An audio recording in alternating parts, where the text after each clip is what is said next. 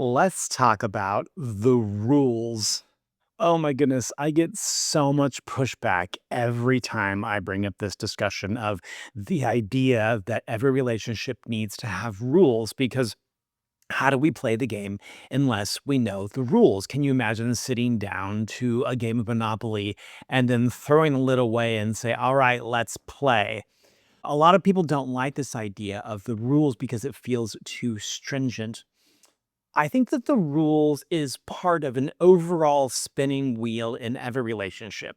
And it starts off like this. Okay, so we set a rule, and then somebody makes a mistake, and then we have a discussion about that mistake, and then that turns into an idea, which then turns into an agreement. And once we agree, it becomes a rule, and it sits there and it maintains its rule status until there is a mistake. And if we have a mistake, then we have a discussion around that. And perhaps we have some ideas on how we might make some agreements that might change the rules. It repeats over and over and over in this idea in a spinning circle. A lot of people will say that in any relationship, what breaks down a relationship is if they're cheating, they're breaking the rules.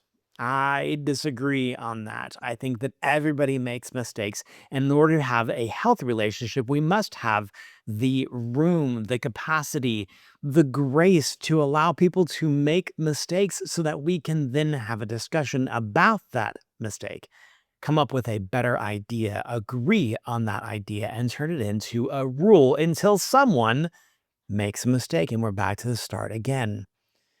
So, my request to you is don't be afraid of the rules.